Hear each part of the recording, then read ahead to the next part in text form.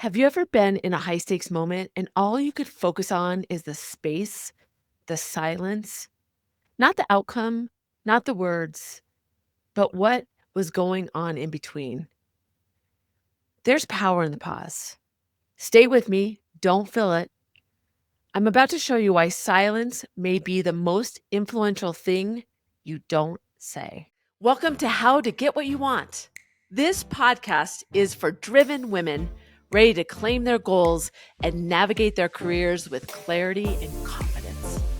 Join me as we explore real stories, tools, and strategies to help you steer your career exactly where you want to go. Let's get started on helping you get what you want. Hey, welcome. I am so happy that you are here with me today because I have so much to share on this topic of silence. I get this question so often, and I feel like silence is something that makes us better humans because it allows us to understand more deeply. I've done some research on this. I wanted to really bring some nuggets to get you to think today because we talk about silence. And I want to really be careful that we say silence and awkward silence because I feel like they're very different and what the impact is for us. As you know, it can be really uncomfortable. Most people understand that there's power in it, but it feels really difficult. And most people feel the silence even when they add nothing. I can feel myself doing that sometimes. Was that even something that needed to be said? Or I repeat myself. But what if we would just stopped? Do you know that there's new research that says that even a 3 to 4 second pause before responding encourages deep thinking? It shifts a mindset from win lose to win win because it creates value and it leads to better outcomes. Just a little bit of silence. And that's because our brain sometimes needs to take time to think it through. And so does the other side too.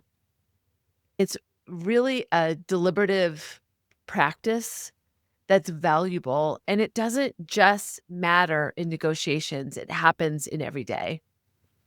And those 3 seconds in negotiations, they looked at negotiation simulations and they looked at the outcome. And when there was silence, there was more value created. Because when people just jump in, they get defensive or they just go on automatic. But that silence allows there to be this understanding that you're trying to think it through.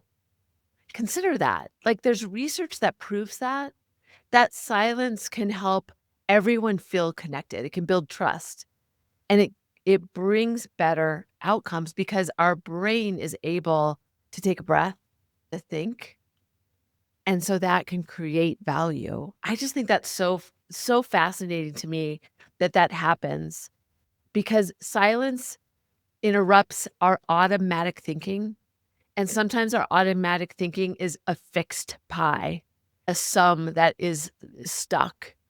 But when we have silence, it allows us to be more creative. It promotes reflection. Isn't that interesting? Interesting to think about that mindset and how something so subtle can create value. And it's especially important when we use it with people we know because I've said this before here, but it's fascinating to consider that the people we listen to the least are the people we are around the most. And that's because we're so used to their cadence. We're so used to their answers. We wait for that space so that we can jump in. So when you practice silence with the people that you know, it disrupts that pattern. It creates this understanding that it's different. I want to show up differently for you. So when you think about that research and how that makes people get out of a fixed mindset and understand value, they feel more heard. It rises all the time. And this awkward silence is this noticeable gap when people believe that somebody should be talking. And being an observer of that in meetings when, oh my goodness, People know it's really important to practice silence, but there's so many times I see in team meetings that somebody's waiting for that person to stop talking so that they can start talking, and people are afraid to not fill that silence because somebody else might. So they might not get their word in. It's interesting because we feel pressure in silence when it gets to be about 4 to 7 seconds. I talked about that awkward silence. I believe that we can only understand awkward silence when we see it practiced by somebody else because it's so hard for us to jump in, not to jump in. What's really interesting about the research is they said a Dutch study found that that silence becomes uncomfortable for them at about 4 seconds, and in a British study, the tension is more about 6.8 seconds. I just think it's hilarious that they had the exact amount. So culturally, silence is used and served out in different variations, and we have a different comfort with it. So paying attention to that cadence of the people around us, we all go into the way that we show up, the way we've been trained, the way we've done it for so long. That's a muscle that we've created for ourselves, this this autopilot. And so silence is something you have to practice. It's actually something that you have to cultivate. It's a muscle that you have to be aware of. And when you think about all the value it can provide, what a great way to create that space for others to give them kind of a breath. Let collaboration happen. Let somebody understand that you're listening to them and you're not just trying to get your next thing in. It's so powerful, but it is universally discomfortable or discomfort. There's universal discomfort with silence, and many interpret silence as negative or rejection. So being careful that we don't see this as something that we're afraid of. We're afraid to stop. I so often talk to people about when you pitch something and when you get to the end with practicing silence and that, so it doesn't look foreign to you or feel foreign to you in the moment. And when you think about that, it allows you to stop because that discomfort we're just feeling because we don't want to hear what the other person's going to say. We're just nervous about it. And so it becomes this bad habit that we have. And it leads us to really filling that space. But most people know that silence is power, but they avoid it by talking to make sure that they don't feel awkward. Isn't that so interesting? Silence sharpens our awareness about the things that aren't being said. When we practice silence or we allow it to be, we pay more attention to the nonverbals. We pay more attention to the discomfort of the other person or their agreement. When they're ready to say yes, practice silence can allow us to be really honed in to what's going on in the room. It creates situational awareness for us just by allowing that to happen in us. So it creates something between us. It also creates something within us. And it allows us to really think about our own tolerance for uncertainty and those cultural norms around us. Psychology Today did a study on that and how it is so this conversational flow that we're just used to, that we mimic, that we just get in the regular cadence of, is something we've created, we feel comfortable with, and we don't want to change it. And that's why it feels so out of place. So I want you to be an observer of when silence happens around you, when it doesn't happen. Start to notice it. Maybe count a little bit and think, that was less than 4 seconds, that was silence, it wasn't awkward silence. How can you get yourself to be a little bit more comfortable with it? And even saying to your team, let's try to apply this a little more. Let's let there be a little bit more space between our points so that we can really think about what people are saying. That a woman this week said to me, she was thinking about a leader that she really respected. It was her boss's boss at the time. And she said that she made me feel heard. Because in those noisy meetings where everybody was talking over one another, when I made a point that nobody else heard, she would circle back on it, and she would force the room to listen to what she had to say, and she spotlighted that, so it made her realize how important what she said was, and that she needed to continue to have that courage. Good job to that leader. I actually texted that leader because I know that leader, just to let her know that she has impact. Now, when I've talked about silence in the past, I'll never forget, it was years ago, I was in a workshop and I had been talking about the power of silence, and this woman was she was a product owner, so she had a lot of product meetings where there was status of the team every week. They would meet, and she ran the meeting, and we went through the silence piece, and she had to take one of her meetings during our break, and she came back, and she was so excited, she was raising her hand, she goes, "I have something to share with the room, I'm so excited," and she stood up, and she said, "I've never practiced silence before, and today, when I went through the to-do list after everybody gave their updates, I didn't just jump in, I allowed there to be silence." And she goes, "For the first time, I don't have any to-dos. Every week before today, I had all of the to-dos," because she was so uncomfortable with it, she would just take them. And it wasn't that other people didn't want to, she didn't give them the space to raise their hand. Think about silence as giving permission to somebody else to make their point, to say what they need to be able to express something that you didn't know. I've seen silence be very effective in negotiations and very uncomfortable. I've seen great leaders. I remember Ted, this guy, he was always on the other side of the negotiation, unfortunately for me, but man, I used to watch him. He would throw out a number and it would be shocking to us. We had no idea that their number was so off from ours. And he would just sit there and let it sit.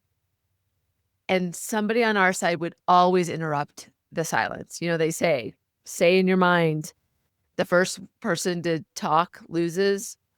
But there was always somebody on our side. And I think it was more out of shock than anything that somebody would say something and interrupt that silence.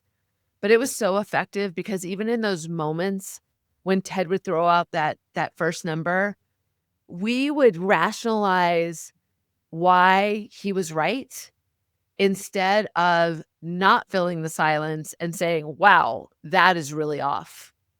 Because that's the best counter when you are surprised by something. The silence gets you used to it. It makes anchoring effective.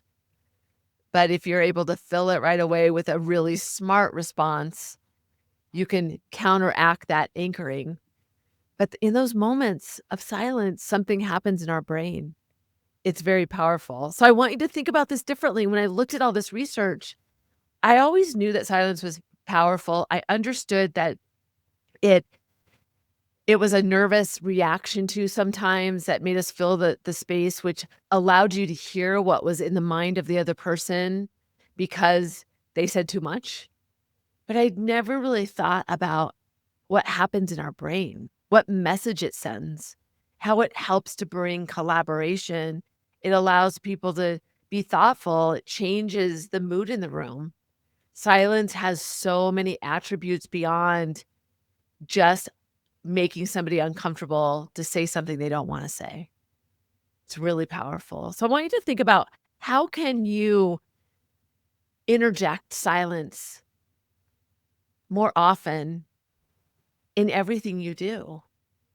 Even as I record this, I'm thinking about giving you space as I'm talking through some of these concepts, because I'm not doing a great job, I'll say. There's not a lot of awkward silence here, but I'm thoughtful about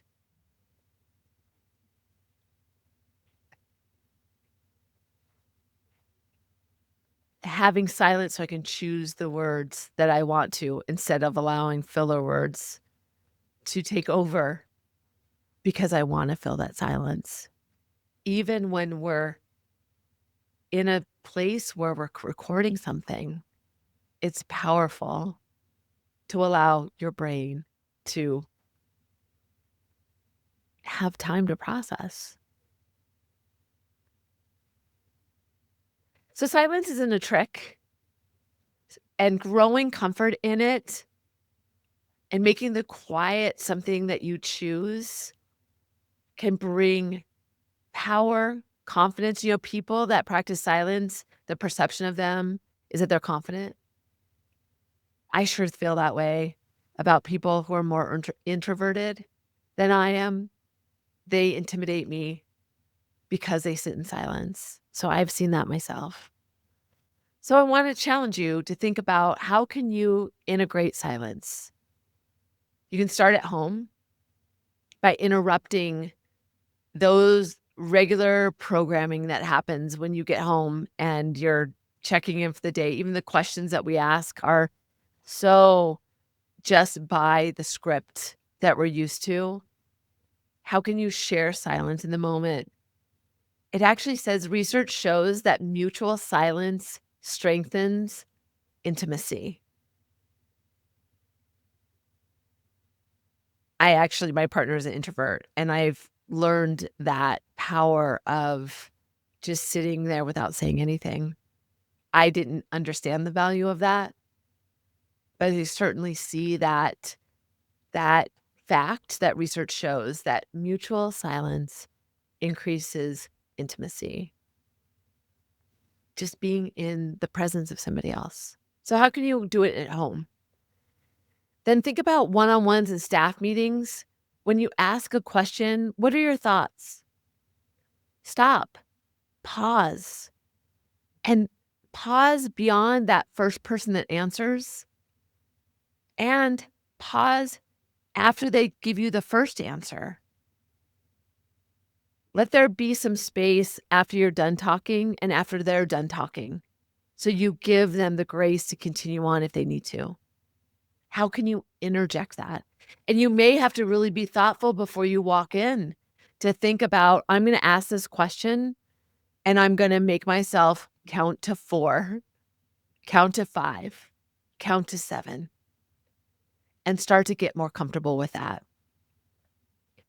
The other thing I just want to point out here is I've also noticed when I've thought about this is we don't always fill space with words. Sometimes we do it by picking up our phones.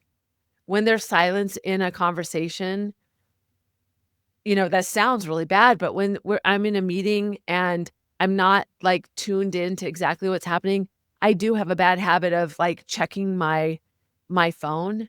So how can you disrupt that habit too?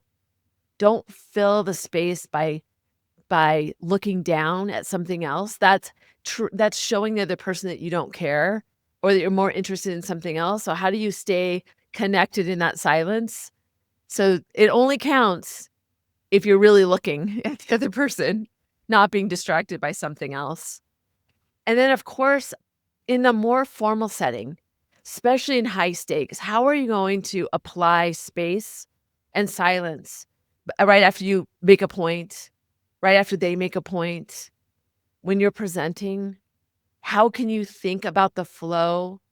And while you have the stage, I'm in air quotes, while you have the attention of everybody in the room, practicing silence allows them processing time. It allows them to think through and understand what you're saying. So it makes them a lot more aligned with your points. So practicing silence in that, and especially when you're nervous in presenting, is something that you have to make sure you make space for, making sure you're ready for that.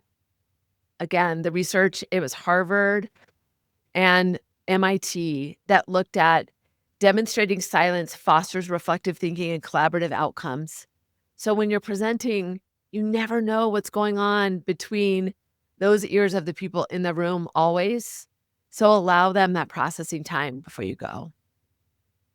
So silence isn't a tactic, it's a muscle you build. Start by noticing when your voice rushes in just to escape that discomfort. because you don't like that. Maybe you feel uncomfortable with it. Notice where you do. Maybe you're comfortable with silence with the people you have high trust with, and maybe you're not with the people that you feel uncertain with. So decide, make it a choice of when you use it. It creates trust insight, and it allows you to influence because it conveys confidence. It helps the person know that you believe what you're saying because you're not moving on too quick. Think about that. Somebody that's trying to sell you something is moving quick and wants to kind of make sure that you don't really dwell on that. When you practice silence, it conveys confidence because it conveys that you believe what you're saying. It's a powerful one. I'd love to hear what's coming up for you as I put space in here. Hopefully my podcast producer will leave some of the space that I've put in here just so that you can see it in action. How are you going to use this? I challenge you to consider, how will you add more space in your next conversation? Look ahead in your week. Identify a conversation that feels high stakes for you. Maybe there's low trust. Maybe it's something you've talked about over and over again. It's that conversation again. Maybe it's something that you want to ask for, you're advocating, you're raising your hand. How can you add some silence there to boost your confidence, to be really thoughtful, and to really listen to understand to the other person? Tell me what came up for you. I'm so happy that I share this time with you. I appreciate you being here. If you want to go deeper, you can go to negotiationlove.com. That's where you can sign up for my weekly newsletter I send out. I'd love to have you join the network here because I think it's so important that we consider that the strategies of negotiators really are something that we can leverage every single day because negotiation is more than a skill, it's a mindset. Until next time, I'm Susie. I'll see you then.